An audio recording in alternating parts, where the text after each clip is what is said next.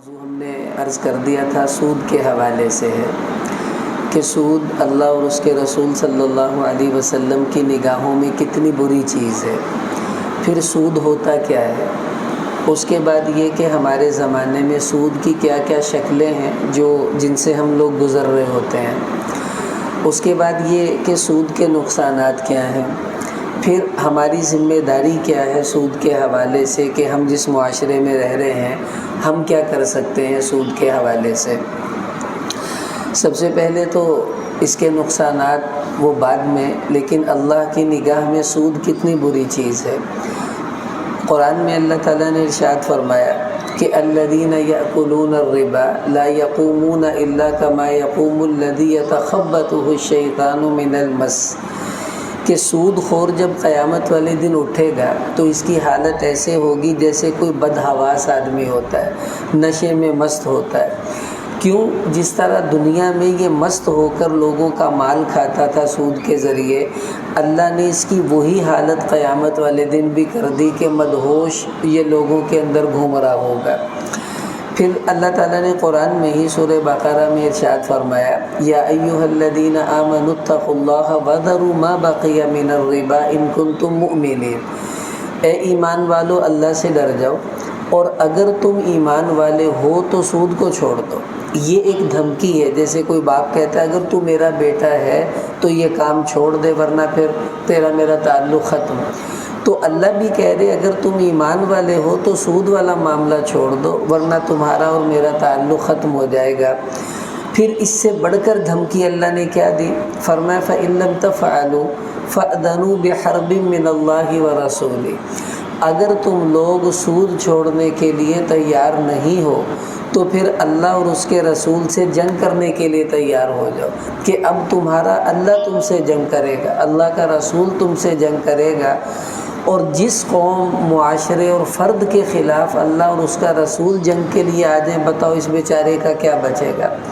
پھر اللہ تعالیٰ نے قرآن میں فرمایا یمحق اللہ الربا، کہ سود کو اللہ تعالیٰ برباد کر کے چھوڑتے ہیں۔ سودی آدمی کبھی زندگی میں سکون سے نہیں رہتا، اس کا نتیجہ بربادی ہی نکلتا ہے، آج نہیں کل نہیں چند دنوں کے بعد سے ہی۔ پھر اللہ نے قرآن میں ایک بڑی عجیب، یہ سخت بات ہے اور انتہائی سخت بات ہے کہ مسلمان گنہگار ہوگا دوزخ میں چلا جائے گا، لیکن مسلمانوں کی دوزخ بالکل اوپر ہلکے درجے کی ہوگی اور نیچے کافروں کی دوزخ ہوگی جو انتہائی سخت جگہ ہے۔ اللہ پاک قرآن میں فرما رہے وَاتَّقُوا النَّارَ الَّتِي أُعِدَّتْ لِلْكَافِرِينَ، کہ جو سود کھانے والا ہے اگر یہ باز نہیں آیا تو میں اس کو کافروں والی دوزخ میں ڈالوں گا۔ مطلب یہ مسلمان ہوگا لیکن اس کے باوجود کافروں والی دوزخ میں ڈلے گا صرف اس سود کی وجہ سے۔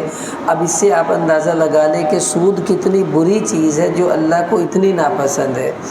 اب ہمارے نبی صلی اللہ علیہ وسلم نے سود کے بارے میں کیا بتایا، میں چند ارشادات عرض کرتا ہوں۔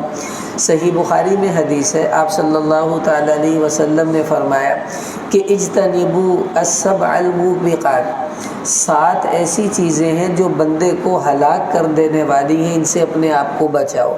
ان میں شرک بھی ہے، جادو بھی ہے، ماں باپ کی نافرمانی بھی ہے، اور اسی میں فرمایا وَأَكْلُ الرِّبَا، اور سود کا کھانا یہ بھی وہ ہے جو بندے کو ہلاک کر دینے والی چیز ہے۔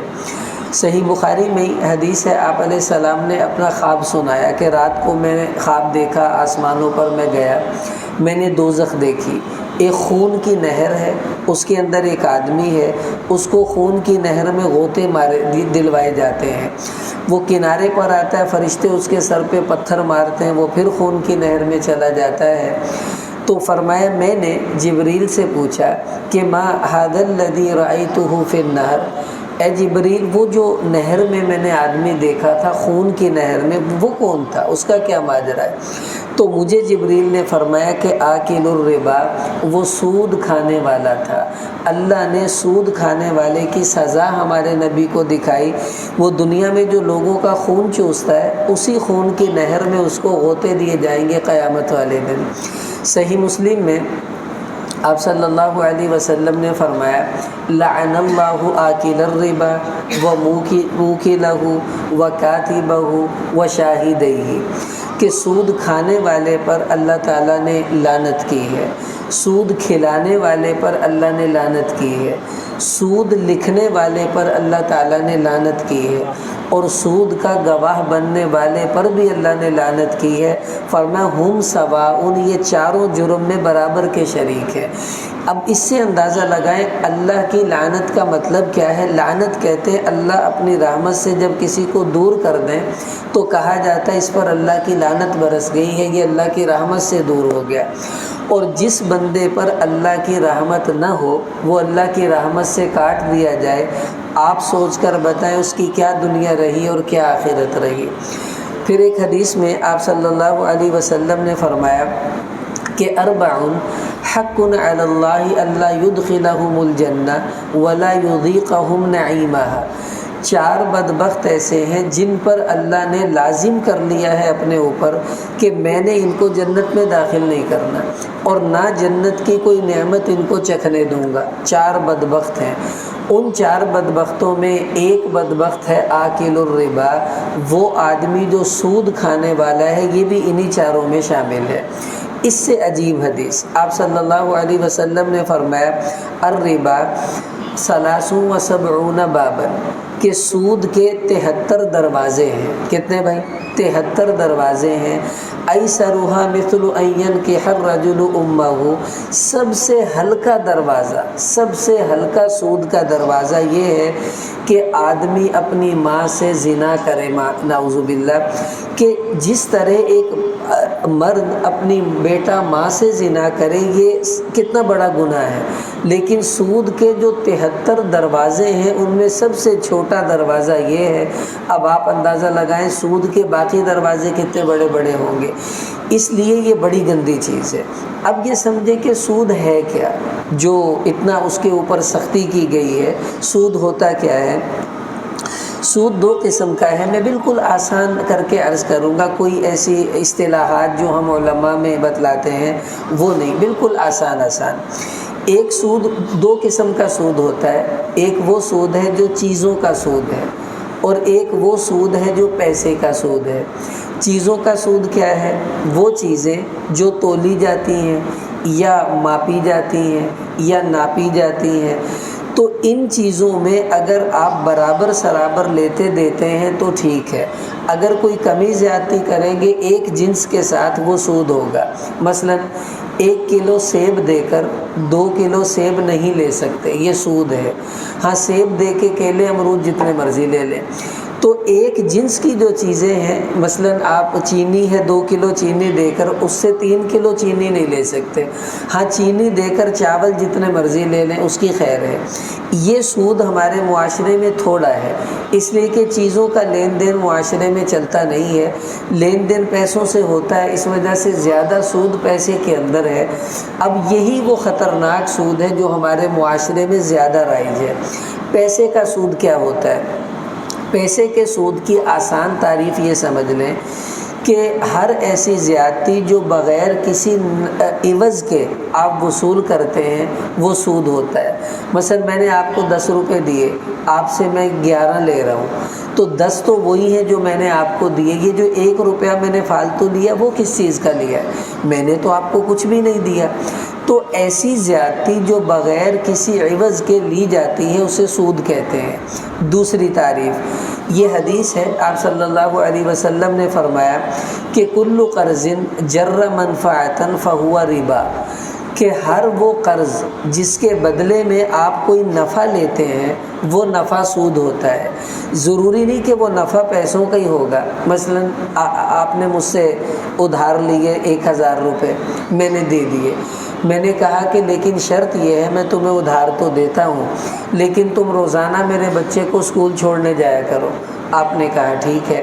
اب یہ جو میں نے آپ سے نفع لیا کہ میرے بچے کو اسکول چھوڑ کے آیا کرو، یہ نفع ہے، یہ نفع سود ہے۔ یہ یاد رکھ لیں، نفع جس شکل میں بھی لیا جائے گا، قرض دے کر، پیسے دے کر، وہ نفع جو ہے وہ سود کہلاتا ہے۔ اب ہمارے معاشرے میں جو سود کی شکلیں ہیں وہ سمجھیں وہ کیا کیا ہے، کہ کتنا ہم لوگ اس معاملے میں یعنی سست ہو گئے کہ دیکھتی آنکھوں ہم غلط کام کر رہے ہیں، اس کے باوجود ہمیں اندازہ نہیں ہوتا۔ مثلا سب سے پہلی شکل قرض کی بنتی ہے جو بینکوں سے لیا جاتا ہے، یا لوگ بھی اسی شکل میں دیتے ہیں بعض۔ وہ کیا ہے کہ آپ بینک سے 1,00,000 روپے لیتے ہیں اور 1,05,000 آپ کو مثلا واپس کرنے ہوتے ہیں۔ اب 1000 جو 1,00,000 تو 1,00,000 کے بدلے میں ہو گیا، وہ تو قرض تھا، آپ نے دینا ہی دینا تھا، لیکن یہ جو فالتو 5,000 آپ نے دیے وہ کس چیز کے دیے؟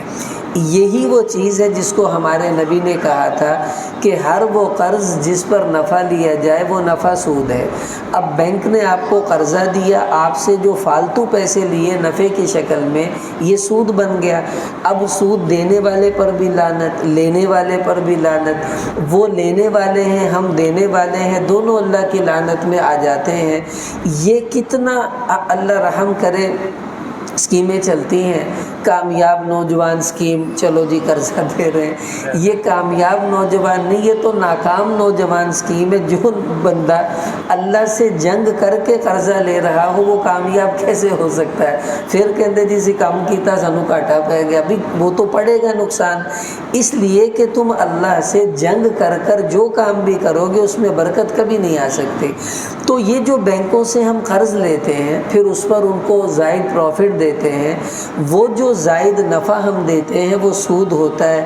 اب کتنے لوگ ہیں بیچارے وہ سود دے رہے ہیں اسی طرح، اور سود کھا بھی رہے ہیں۔ مثلا بینکوں میں لوگ پیسے رکھوا دیتے ہیں، 10 لاکھ رکھوا دیے، 15 لاکھ رکھوا دیے، کیا جی کہ میرا بڑھاپا سکون سے گزرے گا؟ سکون سے نہیں گزرے گا، بے سکونی سے گزرے گا۔ مرتے ہی اس بڑھاپے میں جو تو نے برا عمل کیا ہے اس کی سزا تو بھگتنی پڑے گی نا۔ اب 10 لاکھ رکھوا دیے، مہینے کے جی 15-20 ہزار آ جاتے ہیں، الحمدللہ میرا گزارا ہو جاتا ہے۔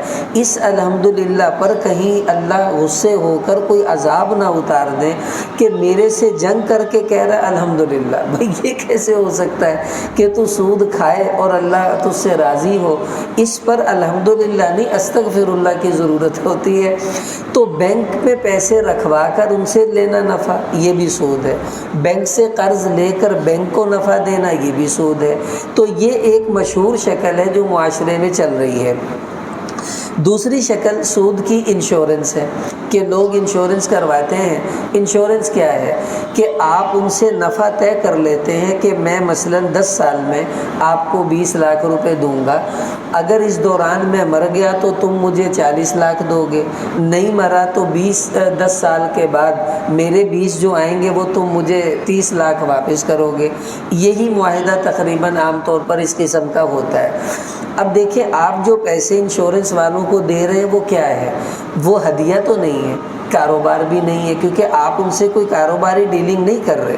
کاروبار کریں گے تو کاروبار کے اصول ہوتے ہیں، اس میں پروفٹ ہوتا ہے، لاس بھی ہوتا ہے، اور پروفٹ طے نہیں کیا جا سکتا۔ یہ جو طے کیا جائے گا یہ پروفٹ ہوگا نہیں۔ آپ طے کر رہے ہیں کہ جی میں بیچ میں مر گیا تو کتنے دیں گے، اور پوری ہوگی پالیسی تو آپ کتنے دیں گے۔ تو جتنے پیسے اصل رقم سے آپ زائد وصول کرتے ہیں وہ سارا پیسہ سود ہی ہوتا ہے، کیونکہ آپ جو پیسے انشورنس کو دیتے ہیں وہ قرض ہوتا ہے، یہ یاد رکھ لیں۔ اس کی حیثیت قرض کے علاوہ کچھ نہیں ہے۔ جب وہ قرض بنا تو آپ نے اس پر جتنا فالتو پیسہ لیا وہ پروفٹ سود ہے، اور وہ کھانے والا میں ہوں، دینے والی انشورنس کمپنی ہے۔ دونوں ہی پر اللہ کی لعنت برستی ہے، دونوں اللہ رسول سے جنگ کر رہے ہوتے ہیں۔ اسی طرح جو پرائز بانڈ ہم لیتے ہیں، یہ پرائز بانڈ بھی سود ہی کی شکل ہے۔ وہ کیسے کہ آپ نے مثلا 10,000 کا پرائز بانڈ خریدا تو 10,000 حکومت کو قرض دیا ہے، اور یہ بانڈ اس قرض کی رسید ہے جو حکومت نے مجھے دی ہے کہ میں نے آپ سے 10,000 لیے، یہ لیجئے اس کی رسید، وہ میں نے گھر رکھ لی۔ اب وہ جو قرضہ میں نے دیا بالفرض میرا انعام نکل آتا ہے، تو انعام نکلنے پر مجھے مل رہے ہیں 2 لاکھ روپے۔ چلو 10,000 تو وہ تھے جو میں نے دیے، وہ تو مجھے مل گئے۔ 1,90,000 جو فالتو مجھے ملے وہ کس چیز کے ملے ہیں؟ کوئی کاروبار تو میں نے آپ سے نہیں کیا، اور بینک والے کوئی میری پھوپھی دے منڈے بھی نہیں جڑے مینوں تحفے ہدیے دیندے رہے۔ بھائی وہ جو ملا ہے وہ سارا سود ہی سود ہے، قرض دے کر آپ ان سے پروفٹ لیتے رہے اور جو لیا وہ سارا سود بن گیا۔ یہ بھی کتنے لوگ ہیں بیچارے لا علمی میں ان معاملات میں پڑے ہوئے ہیں، اور چل رہا ہے نظام، اللہ اللہ خیر صلی اللہ، لیکن اب کیا کریں، ان کو سمجھانا ہماری ذمہ داری ہے۔ اسی طرح سود کی ایک شکل ہمارے معاشرے میں یہ چلتی ہے، ابھی عید کے دنوں میں تو بہت عام ہوتی ہے کہ بچوں کو عیدی دینے کے لیے ہم نئے نئے نوٹ بازار سے لاتے ہیں، کاپیاں لیتے ہیں نئے نوٹوں کی، 1,000 کی کاپی ہے اور دے کتنے رہے ہیں؟ 1,100 روپے، 1,200 روپے۔ چلو 1,000 دے کر 1,000 لے لیا، یہ تو سمجھ میں آتا ہے، لیکن جو 200 میں نے فالتو دیے وہ کس چیز کے ہیں؟ وہ تو بغیر کسی عوض کے ہیں، مجھے تو کچھ نہیں ملا، میں نے آپ کو 1,000 دیا، آپ نے مجھے 1,000 دیے، 200 فالتو کس چیز کے لیے؟ تو کہندے جی بس فالتو ہیں، یہ نئے نوٹ ہیں، وہ پرانے نوٹ ہیں۔ اچھا آپ بتائیں، نئے نوٹ سے اگر آپ کوئی چیز خریدیں تو کیا وہ زیادہ آتی ہے؟ اور پرانے نوٹ سے خریدیں تو تھوڑی آتی ہے۔ 250 نئے نوٹ دیں گے تو 1 لیٹر ہی پیٹرول آنا ہے، اور 250 پرانے نوٹ دیں گے تب بھی 1 لیٹر ہی آنا، فرق تو کوئی نہیں ہے۔ تو پھر وہ فالتو پیسے کس چیز کے ہیں؟ میں بتاتا ہوں کس چیز کے ہیں۔ وہ جو نیا نوٹ لے کر اس کو ایسے انگلی مارتے ہیں نا تو آواز آتی ہے کٹک، وہ 200 روپے اس کٹک کے ہیں بس، اور کچھ نہیں ہے، اور تو اس میں کوئی خوبی نہیں، پرانے نوٹ میں وہ آواز نہیں آتی۔ تو یہ کٹک ایسی چیز نہیں ہے جس کو بیچا جائے یا جس کو خریدا جائے۔ تو یہ جو کاپیوں پر زائد پیسے دے کر آپ خریدتے ہیں، آپ سود دے رہے ہیں، وہ سود لے رہے ہیں، دونوں پر یہ اللہ کی لعنت پڑتی ہے۔ اب اس سے بھائی کون بچے گا؟ ہمیں خود احساس ہونا چاہیے کہ ہم ان سودی معاملات سے نکلیں۔ اسی طرح ہمارے عرف میں ایک اور بڑا نظام چلتا ہے، لوگ رہن رکھواتے ہیں سود کے عوض۔ وہ کیسے کہ جی تم مجھے 5 لاکھ روپے قرض دے دو 1 سال کے لیے، جتنے بھی مثال دے رہا ہوں 1 سال کے لیے، اور میرا یہ مکان تم لے لو، اس میں مفت رہو، میں تم سے کوئی کرایہ نہیں لیتا۔ تو میں بغیر کرائے کے وہ مکان لیتا ہوں، اس کو 5 لاکھ روپے دے دیتا ہوں۔ اب پورا سال میں نے وہ مکان بغیر کرائے کے استعمال کیا، اور اس کو کیا دیا تھا میں نے؟ قرض۔ تو قرض پر یہ کیا لیا؟ نفع لے لیا، اور یہی نفع سود ہے۔ اور بعض لوگ تو لے کے آگے کرائے پر دے دیتے ہیں، وہ کرایہ پروفٹ کی شکل میں لیتے رہتے ہیں۔ تو 5 لاکھ دے کے 5 لاکھ لے لیے، یہ تو سمجھ میں آتا ہے۔ وہ جو پورا سال اس کا مکان آپ نے استعمال کیا اور اس کا کرایہ مفت میں کھاتے رہے، وہ کیا تھا؟ وہ آپ نے قرض پر نفع لیا، وہ نفع سود تھا۔ اس طرح رہن رکھوانا یہ بھی ناجائز ہے، اور اس کے پیسے کھانا یہ بھی ناجائز ہے، سود ہے۔ اب کتنے لوگ بیچارے ان معاملات میں پڑے ہوئے ہیں۔ اسی طرح یہ جو جائز کیش اکاؤنٹ کھلواتے ہیں، ٹھیک ہے کھلوانا آپ کی ضرورت ہے، کوئی بات نہیں۔ اب اس میں یہ ہوتا ہے 1,000 روپے رکھوائیں گے تو آپ کو اتنے منٹ وہ دیتے رہتے ہیں۔ اب 1,000 رکھوانا بھی ضروری ہے۔ اب آپ نے پیسے رکھوا دیے، وہ پیسے آپ کے ان کے پاس قرض ہیں، اس قرض کے بدلے میں وہ آپ کو فری منٹ دے رہے ہیں، اور یہ فری منٹ آپ اس قرض کا نفع لے رہے ہیں، اس لیے ان منٹوں کو استعمال کرنا یہ بھی سود ہے۔ اب یا تو آپ اس کے پیسے ان کو دیں، یا ان منٹوں کو استعمال نہ کریں، الگ سے اپنا پیکیج لگوائیں، اور جتنے منٹ آئے ہیں وہ استعمال کریں، ان منٹوں کو استعمال مت کیجیے، ورنہ یہ سود ہے جو آپ ان منٹس کی شکل میں ان سے وصول کر رہے ہیں، یہ بھی بھائی جائز نہیں ہے۔ اب آپ دیکھ لیجئے ہمارا معاشرہ کس طرح سودی معاملات کے اندر گھرا ہوا ہے، اور ایک اور بڑی عجیب شکل ہے جو بازاروں میں چلتی ہے۔ کوئی بیوہ عورتیں ہوتی ہیں، یتیم بچے ہوتے ہیں، کوئی غریب لوگ ہوتے ہیں، تو لوگ کیا کرتے ہیں کہ جی یہ بچے یتیم ہو گئے ہیں، ان کے ابا جی نے 15 لاکھ 20 لاکھ چھوڑے تھے، تو وہ ہم نے کاروبار میں لگا لیے ہیں۔ اچھا پھر کیا کرتے ہیں کہ پھر ہم مہینے کا ان کو نا پروفٹ دیتے رہتے ہیں. کتنا دیتے ہیں؟ بس ہم نے 15,000 مہینے کا طے کر دیا، ان کو دیتے رہیں گے، ان کے پیسے ہمارے پاس سیف ہیں اور ہم ان کو پیسے دیتے رہتے ہیں، ان کا گزارا چل جاتا ہے. بھائی آپ نے وہ پیسے جو لیے ہیں کیوں لیے ہیں؟ اگر کاروبار میں لگائیں تو حساب کتاب کر کے ان کو پروفٹ دیں. کبھی پروفٹ بڑھے گا، کبھی گھٹے گا، کبھی لاس بھی ہو سکتا ہے. اور اگر آپ نے وہ کاروبار کے لیے نہیں لیے تو پھر آپ کے پاس وہ پیسے امانت ہیں تو آپ اسے استعمال نہیں کر سکتے. اگر قرض لیا ہے تو آپ اس پر نفع نہیں دے سکتے. اب ہوتا کیا ہے کہ ان پیسوں سے یہ لاکھوں کماتے رہتے ہیں، ان کو چند ہزار دے دیتے ہیں اور چونکہ فکس کر کے دیتے ہیں، کوئی حساب کتاب نہیں کرتے کاروباری، تو یہ جو ان بچوں کو پروفٹ دے رہے ہیں یہ پروفٹ سود ہے جو ان کے پیسے کے عوض میں ان کو مل رہا ہے. خود بھی برباد ہو رہے ہیں، ان بیچاروں کو بھی برباد کرتے ہیں. یہ کتنے نقصان کی بات ہے. اس لیے بھائی یہ شکلیں ہمارے معاشرے میں سود کی پھیلی ہوئی ہیں. اب اس کا نقصان کیا ہوتا ہے سود کا؟ ایک تو یہی نقصان کہ اللہ کی لعنت برستی ہے، اللہ کی جنگ ہو جاتی ہے، بے برکتی آتی ہے. سب سے بڑا نقصان جو ہمیں دکھائی دیتا ہے، جو ہمیں محسوس ہوتا ہے، وہ یہ ہے کہ سود کی وجہ سے چیزیں مہنگی ہوتی ہیں. یہ ایک بڑی سمجھنے کی بات ہے کہ سود، یہ جتنی مہنگائی ہو رہی ہے سب سود کی وجہ سے ہے. کیسے ہوتی ہے میں آپ کو بتاتا ہوں. مثلا میں نے ایک فیکٹری لگانی ہے اپنے پیسوں سے، تو میں اس میں ایک گلاس بناتا ہوں. بالفرض وہ گلاس 15 روپے میں تیار ہو جاتا ہے تو میں مارکیٹ میں 16 روپے میں بیچ دیتا ہوں، آپ کو 17 روپے میں مل جاتا ہے. اب میں نے گلاس کی فیکٹری لگائی، بینک کے پاس گیا، میں نے کہا مجھے 1 کروڑ چاہیے. وہ کہتے ہیں لے لو، لیکن اس 1 کروڑ کے بدلے میں 10 لاکھ ہمیں تمہیں فالتو دینے ہوں گے، وہ سود ہے. تو میں کہوں گا ٹھیک ہے جی میں آپ کو دوں گا. اب جب میں گلاس تیار کروں گا تو گلاس تیار ہو رہا تھا 15 روپے کا، لیکن اب چونکہ میں نے 10 لاکھ سود بھی تو دینا ہے، وہ میں نے اپنے پلے سے تھوڑی دینا، آپ سے لے کے دینا ہے. اب وہ کیا کرتا ہے فیکٹری کا مالک کہ وہ سود کے پیسے گلاس کے اندر ڈالتا ہے. اب وہ گلاس 15 روپے کی بجائے 16 روپے میں تیار ہو کے مارکیٹ میں آئے گا. 1 روپے مہنگا ہو گیا. کیوں؟ سود کی وجہ سے، جو سود آپ لے چکے تھے بینک سے. اچھا اب وہ جب دکاندار کے پاس آئے گا تو 16 میں آئے گا، اب وہ آپ کو ظاہر ہے 17 میں بیچے گا. اب ہمیں چیزیں مہنگی مل رہی ہیں. اب یہ جو گلاس والا ہے یہ کہتا ہے لو جی میں نے تو بڑا پیسہ کما لیا کہ میں نے ایک گلاس کے عوض 1 روپیہ فالتو کما لیا، ادھر سود بھی دے دیا اور پیسے بھی آ گئے، 1 روپیہ مجھے بچ بھی گیا. اب یہ جاتا ہے جوتی خریدنے.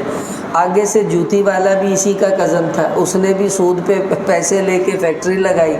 اب وہ جوتا جو 200 روپے میں تیار ہوتا تھا اب وہ 205 روپے میں تیار ہو رہا ہے. اب مارکیٹ میں آئے گا 210 میں بک رہا ہے. اب یہ بندہ پہلے وہی جوتا 205 روپے میں لیتا تھا، اب وہی جوتا یہ 210 میں خرید کر آیا، ادھر سے 1 روپے بچا کر ادھر 5 روپے دے کر آ رہا ہے، اور یوں ہی ایک آپس سے ایک دوسرے نو نیاندرا پاندے رہنے. جو سود والا ہے اس کے پاس بچتا نہیں ہے، وہ سود سے 10 بچاتا ہے تو مارکیٹ میں جوتی، کپڑا، جو چیزیں خریدے گا ان میں بھی اسی طرح سود چل رہا ہے، تو وہاں وہ سارا پیسہ دے کے گھر آ جاتا ہے اور سمجھ رہا ہوتا ہے میں کما رہا ہوں، حالانکہ وہ سود اس کے ہاتھ میں نہیں آیا، اور سارا پروفٹ گھوم کے جاتا ہے بینکوں کے پاس. وہ مزے کرتے ہیں سارا پروفٹ کا، باقی سارا تو بیچارے لوگ ایک دوسرے سے چھین چھون کر ہی دے دیتے ہیں. اب ہم یہ پیٹرول مہنگا کیوں ہو رہا ہے کہ جی IMF کو ہم نے قرضے دینے ہیں، اس وجہ سے یہ ٹیکس لگاؤ، وہ ٹیکس لگاؤ، چیزیں مہنگی کرو. اب IMF سے جو ہم نے قرضہ لیا تھا اگر تو پورے پیسے دینے ہوتے تو ہم ہر چیز کی قیمت دیتے ہیں. دیکھو نا بجلی کا بل آتا ہے تو اس کے اوپر مثلا آپ کا 5,000 بل ہے تو بجلی جو آپ نے استعمال کی ہے وہ صرف 2,000 کی ہوتی ہے، باقی 3,000 کیا ہوتا ہے؟ وہ ٹیکس ہی ٹیکس ہوتے ہیں جو ہمارے اوپر لگے ہوئے ہیں، اور اس میں ٹی وی کا ٹیکس بھی آ رہا ہے، مسجد کے بل میں بھی ٹی وی کے پیسے لگ کر آ رہے ہیں. ارے بھائی یہاں تو نہیں ہے، نہیں دینے پہنے، بھلے کہیں ہو آپ کو وہ بل میں پیسے دے رہے ہیں آپ، فیول ایڈجسٹمنٹ ہو رہی ہے جی، بھائی وہ کھائے تم نے ہیں پیسے، ایڈجسٹمنٹ ہم کرتے پھریں۔ اس کے باوجود بھی چونکہ IMF سے جو قرض لیتے ہیں وہ سود پہ لیا ہوتا ہے، اب ان سے لیا آپ نے 2 کروڑ، دینے آپ نے 2.5 کروڑ، اب وہ جو فالتو پیسے دینے کے لیے پھر یہ عوام کا خون نچوڑتے ہیں اور ان کے اوپر ٹیکس لگاتے ہیں، اور اس کے بعد پھر جا کر یہ اپنی قسطیں دے پاتے ہیں۔ یوں پورا معاشرہ سود کی وجہ سے بربادی میں چلا جاتا ہے، ہر بندہ بے سکونی میں چلا جاتا ہے۔ یہ ہے سود کا اصل نقصان جو ہم اپنی آنکھوں سے دیکھ رہے ہوتے ہیں۔ آج ہمارے معاشرے سے سود ختم ہو جائے، چیزیں سستی ہو جائیں گی، خود بخود اللہ کی رحمت برسنا شروع ہو جائے گی۔ پہلے ہم نے اپنے بچپن میں دیکھا، ایک آدمی گھر میں کماتا تھا، سارے گھر والے سکون سے کھاتے تھے کھلا ڈلا، اور اب سارے گھر والے کماتے ہیں پھر بھی کہتے جی پوری نہیں پہنتے۔ یہ کیا ہے؟ یہ اللہ کی پکڑ ہے، اللہ کا غضب ہے جو ہم پر نازل ہو رہا ہے، اللہ ہمیں اس سے بچا دے۔ اب آخری بات یہ کہ ہماری ذمہ داری اب کیا ہے؟ سب سے پہلی ذمہ داری تو یہ، اگر ہم ان میں سے کسی بھی سودی معاملے میں پھنسے ہوئے ہیں تو آج ہی توبہ کر لیں اور اس معاملے سے نکل آئیں۔ خدا کے لیے جتنی جلدی اللہ رسول کی جنگ سے توبہ کر لیں گے بچ جائیں گے، ورنہ اللہ کے سامنے تو قوم عاد و ثمود کھڑی نہ ہو سکی، ہم لوگ کیا کھڑے ہوں گے۔ دوسری ذمہ داری ہماری یہ ہے کہ جن سودی بینکوں میں ہمارا پیسہ رکھا ہوا ہے وہ سارا پیسہ ان سودی بینکوں سے نکال لیں۔ کیوں؟ اللہ تعالیٰ نے قرآن میں فرمایا وَلَا تَعَاوَنُوا عَلَى الْإِثْمِ وَالْعُدْوَانِ، کہ تم گناہ خود نہیں کرتے تو کسی کرنے والے سے تعاون بھی نہیں کرنا تم نے۔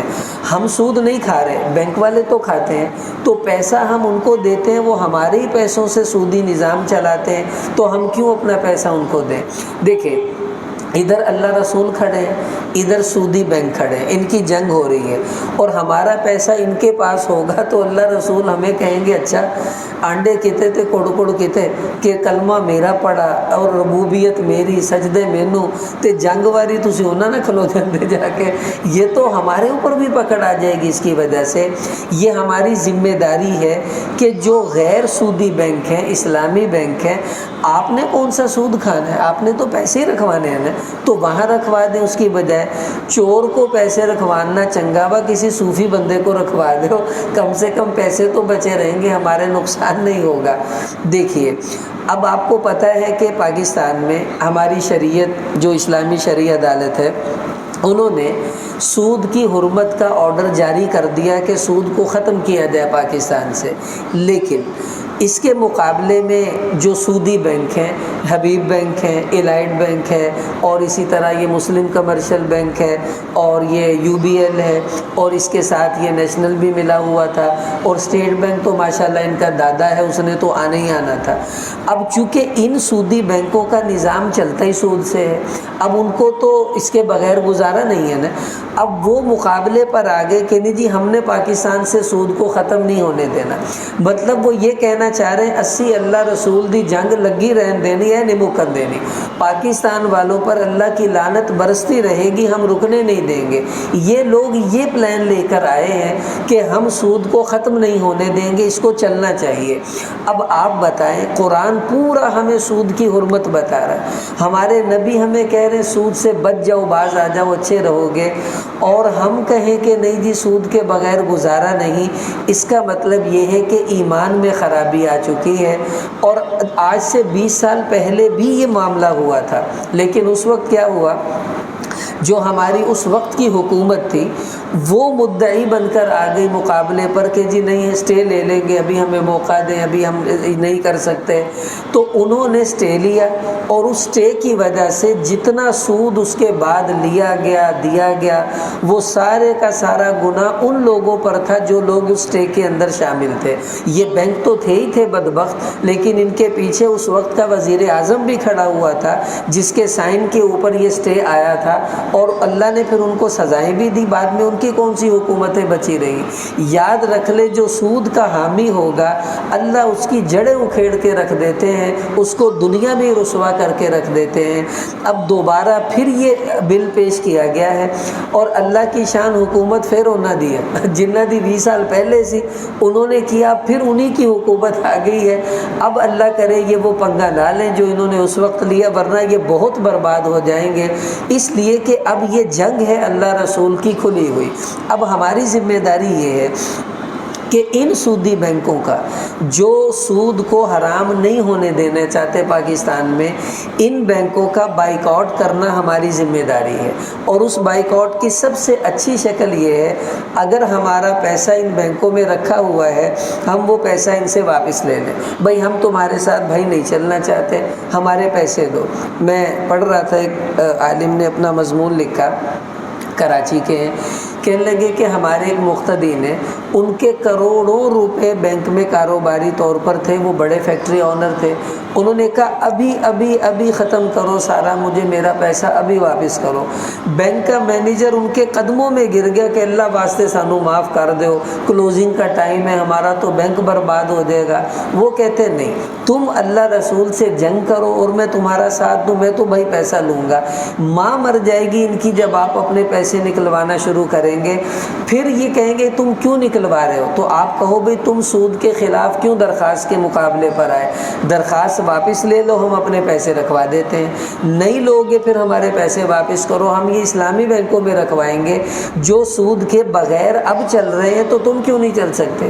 دیکھیے اصول یاد رکھ لیں، آپ بھوکے مر رہے ہیں، آپ کے پاس کچھ کھانے کو نہیں ہے، خنزیر کا گوشت ہے، شریعت کہتی ہے کھا لو، اپنی جان بچاؤ، لیکن بکرے کا گوشت بھی ہو، خنزیر کا گوشت بھی ہو، پھر آپ کہیں کہ نہیں یار اے خنزیر دا وائٹ قورمہ بنیا ہے واہ سوادیاں میں تے یہی کھانا، بھائی بکرا کھانا پڑے گا۔ اب یہ کھاؤ گے تو اللہ ناراض ہو جائیں گے۔ پہلے ہمارے پاس اسلامک بینکنگ کا نظام نہیں تھا، مجبوری تھی، ٹھیک ہے، جیسے چل رہا تھا چل رہا تھا۔ اب اسلامک بینکنگ بکرے کی شکل میں ہے، سودی نظام خنزیر کی شکل میں ہے۔ اب بھی آپ بکرے کے ہوتے ہوئے خنزیر ہی کھائیں گے تو اس کا مطلب یہ ہے کہ ہماری طبیعت میں خباثت آ چکی ہے، اللہ تعالی ہمیں معاف کر دے۔ اس لیے یہ ہماری ذمہ داری ہے سودی بینکوں کا مکمل بائیکاٹ کریں، ان سے اپنا پیسہ نکلوائیں، اسلامی بینکوں میں رکھیں۔ اور آخری درخواست کہ آپ جو کر سکتے ہیں، مثلا آپ کہتے ہیں جی میرا تو اکاؤنٹ ہی نہیں ہے، میں کیا کروں، آپ سوشل میڈیا پر اپنا احتجاج ریکارڈ کروائیں کہ یہ بینک بھائی غلط کر رہے ہیں، ہم ان کے ساتھ نہیں ہیں، پاکستان سے سود ختم ہونا چاہیے۔ جتنا آپ لوگوں کو موٹیویٹ کریں گے آپ کا حصہ پڑے گا اس جہاد کے اندر، اور اللہ کو شاید ہمارا یہی عمل پسند آ جائے، یہی مغفرت کا ذریعہ بن جائے، یہ بھی بہت بڑی ہمارے لیے سعادت ہوگی۔ اس لیے اس کی ہم نیت کر لیں کہ ہم نے انشاءاللہ اس نظام کو جو ہے وہ ختم کرنا ہے پاکستان سے، اور سب سے پہلے اپنی ذات سے ختم کریں کہ میں نے سود کا معاملہ نہیں کرنا۔ جب ہم چھوڑ دیں گے تو اللہ انشاءاللہ بینکوں کو بھی غیرت دے دیں گے، وہ بھی یہ سارا کام چھوڑ دیں گے۔ لوگ کہتے ہیں جی سود تو بغیر نظام چلو گا کدوں، یار اسلامک بینک نہیں چل رہے۔ اس سال جو اسٹیٹ بینک نے یعنی انعام دیا ہے اس بات پر کہ سب سے اچھی کارکردگی جن بینکوں کی ہے ماشاءاللہ وہ سارے اسلامی بینک ہی ہیں جن کی سب سے اچھی کارکردگی رہی ہے۔ اس سے پتہ چلا کہ اگر یہ بینک چل سکتے ہیں تو باقی بھی چل سکتے ہیں، بس بندے دی نیت ماڑی نہیں ہوئی تھی۔ پنجابی کی مثال ہے نا، من حرامی تے حجتاں ٹھیر، ان کا من حرامی ہوا پڑا اس لیے یہ دلیلیں دیتے پھرتے ہیں۔ اگر دل سے مخلص ہو جائیں تو یہ بھی سارا کام کر سکتے ہیں، کوئی ایسی بڑی بات نہیں ہے۔ اللہ تعالی ہمیں عمل کی توفیق عطا فرمائے۔ بعض لوگ یہ کہتے ہیں کہ جی اسلامی بینک اور یہ سب ایک ہی ہوتے ہیں، کوئی فرق نہیں ہوتا۔ انشاءاللہ آئندہ درس اسی پر میں عرض کروں گا کہ اسلامک بینکنگ یعنی غیر سودی اور سودی بینکاری میں فرق کیا ہے۔ یہ جو لوگ کہتے ہیں یہ ایک ہی چیز ہے، وہ بھی سود کھاندے پہ اے بھی سود کھاندے پہ، یہ شوشے انہوں نے چھوڑے ہوئے تاکہ لوگوں کے دل میں یہ آئے کہ یہ ایسا کوئی مسئلہ نہیں ہے۔ تو یہ بڑی اہم بات ہے کہ فرق تو بہت زیادہ ہے۔ دیکھو ایک بکرا آپ نے یہاں سے ذبح کیا، ایک بکرا پیٹ میں چھری مار کے ہلاک کیا، دونوں کا گوشت پک کے آ گیا، یہ بھی بکرے کا گوشت ہے، یہ بھی بکرے کا گوشت ہے، لیکن آپ کیا کہہ رہے ہیں کہ یہ حلال ہے یہ حرام ہے؟ بھائی یہ کیسے حرام ہو گیا؟ وہ بھی تو بکرا ہی ہے۔ کہ ہے تو بکرا لیکن صحیح طریقے پر ذبح نہیں ہوا، اس لیے حرام ہو گیا ہے۔ یہی معاملہ ہے کہ وہاں بھی کام ہوتا ہے، یہاں بھی کام ہوتا ہے، دونوں کے طریقے میں فرق ہے، ایک کا طریقہ حلال ہے، ایک کا حرام ہے۔ یہی فرق ہے جو میں انشاءاللہ کسی موقع پر آئندہ جب درس ہوگا تو میں عرض کر دوں گا۔ ابھی کوئی سوال کسی بھائی کے ذہن